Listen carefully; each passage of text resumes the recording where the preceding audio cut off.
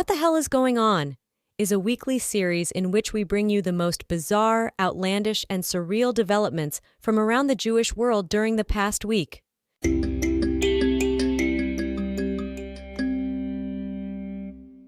The Islamic Republic of Iran launched some 185 drones, 110 surface-to-surface missiles, and 36 cruise missiles at Israel on Saturday night.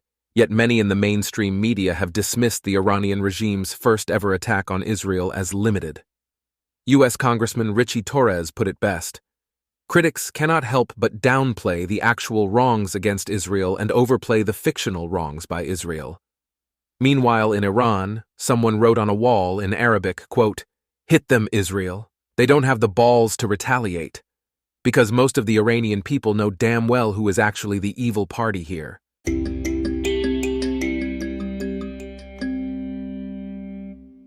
Yesterday, 2 Jewish babies, that's right, babies, were stabbed, one in Philadelphia and another in Sydney.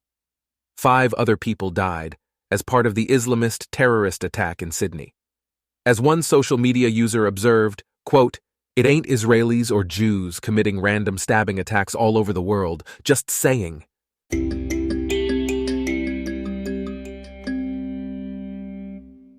The Hamas-run Gaza Health Ministry said last week that it had, quote, "incomplete data for 11,371 of the 33,091 Palestinian fatalities it claims to have documented." In a statistical report, the ministry notes that it considers an individual record to be incomplete if it is missing any of the following key data points: identity number, full name, date of birth, or date of death. In other words, 1 in 3 dead Palestinians in Gaza, who much of the world has been obsessively commiserating over, do not even have names or birth dates, because they do not actually exist. This makes the civilian-to-combatant casualty ratio in Gaza less than 1-to-1, a feat never accomplished by any military in modern warfare history. As one social media user observed, quote, "The only genocide since October 7th is of the truth."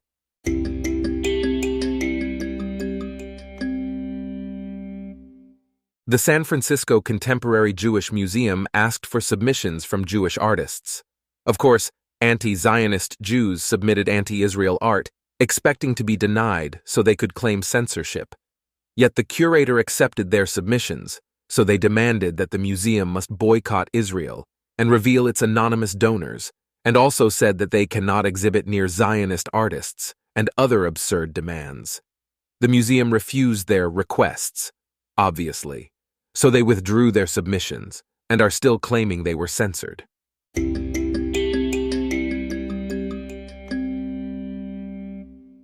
The absurdly anti-Semitic organization, Amnesty International, published a quasi-report about the death in custody of Walid Daqqa, a, quote, 62-year-old Palestinian writer who was the longest-serving Palestinian prisoner in Israeli jails after 38 years of imprisonment, adding that it is, quote, "a cruel reminder of Israel's disregard for Palestinians' right to life."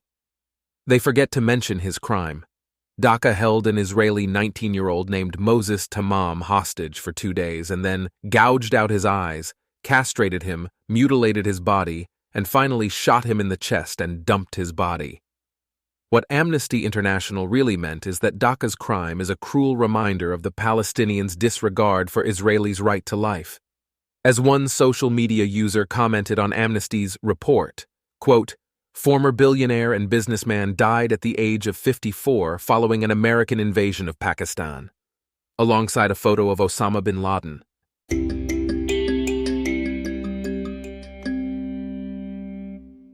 After the world lambasted Israel for purposely targeting World Central Kitchen humanitarian aid workers in Gaza, here is what last week's IDF's investigation into the incident found: that Hamas purposely drew fire to one of the World Central Kitchen vehicles.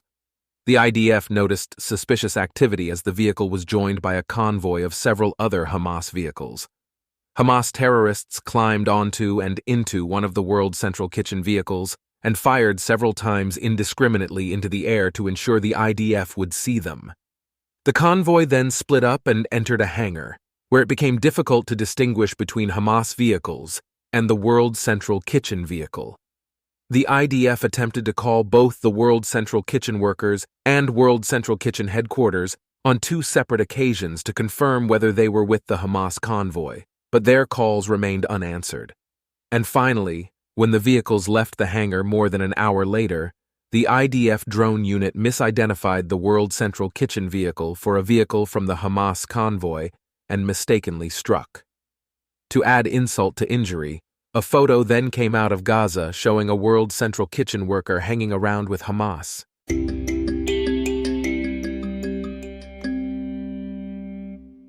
People are taking to social media to complain that Israel has obliterated thousands of buildings in Gaza, and human rights groups are calling Gazan cities unlivable. One social media firebrand wrote, quote, "You would have to be the dumbest person alive to believe Israel was only targeting terrorists." Ilan Levy, one of Israel's spokespersons, had this to say, "I don't know. You'd have to be pretty dumb to believe terrorists can fight urban warfare battles out of civilian buildings and they'll still be standing."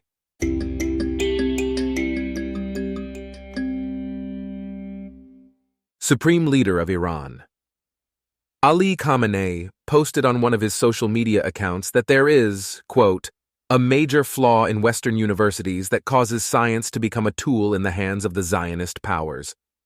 As one social media user replied, quote, "Nice to see Khamenei is following in the footsteps of his Nazi heroes. I strongly urge him to abandon all nuclear physics that have been tainted by Zionists."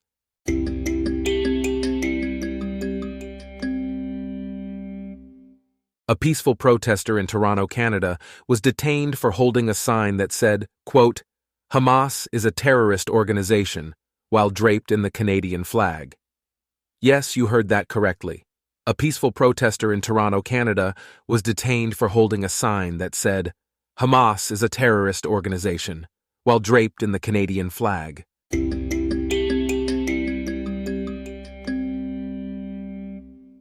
More than 1,600 North American professors signed an open letter accusing Israel of scholasticide, a term that was coined by Palestinian professor Karma Nabulsi, who defines it as, quote, "a reference to a pattern of Israeli colonial attacks on Palestinian scholars, students, and educational institutions going back to the Nakba of 1948, and expanding after the 1967 war on Palestine and the 1982 invasion of Lebanon."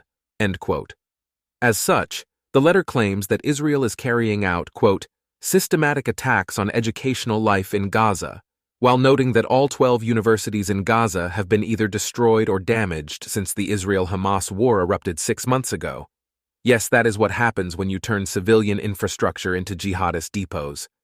In other news, Israel is also being accused of Zionist bromide, cyanide, pesticide, and every other word that ends in the letters ID and E. You know, like genocide.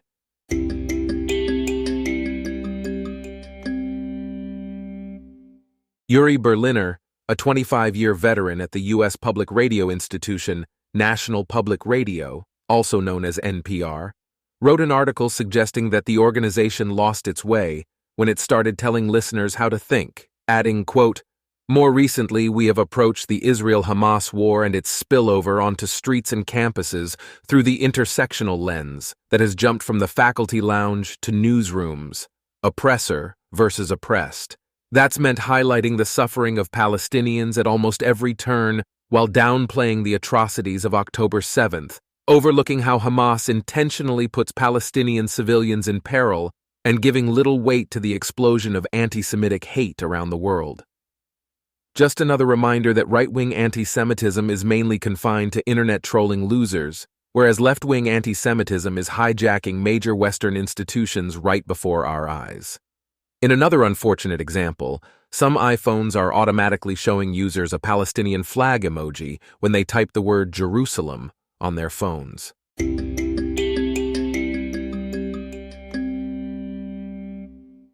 To support the people of Palestine, so-called pro-Palestinians are encouraging people to buy keffiyehs, Palestinian scarves, which, of course, are made in China.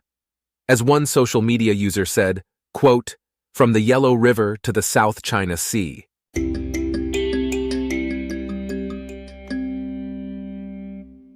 In response to a potential hostage deal between Israel and Hamas, U.S. Secretary of State Antony Blinken said last week, quote, "The ball is in Hamas's court, and the world is watching to see what it will do."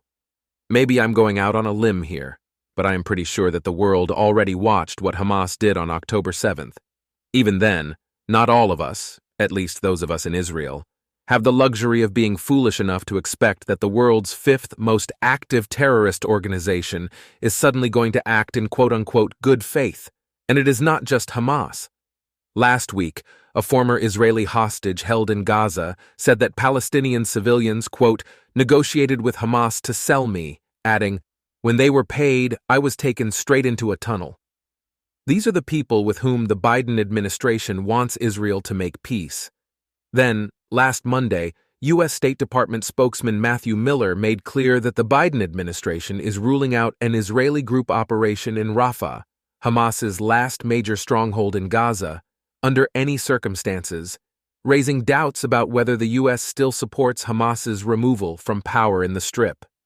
As one social media user commented, quote, "The point is that the administration is saying, you can have an abusive, antagonistic relationship with us that we pretend doesn't exist and lose the war, or you can have an abusive, antagonistic relationship with us that we admit exists and win the war." And for good measure, scenes outside of the Israeli embassy in Washington, D.C. show several Palestinian flags alongside signs that say things like, "Israel bombs babies," and "Stop U.S. support of genocide." The U.S. State Department's diplomatic security is responsible for safeguarding embassies, yet it enables Hamas supporters to spread blood libels and harass everyone going in and out of the building. What the hell is going on?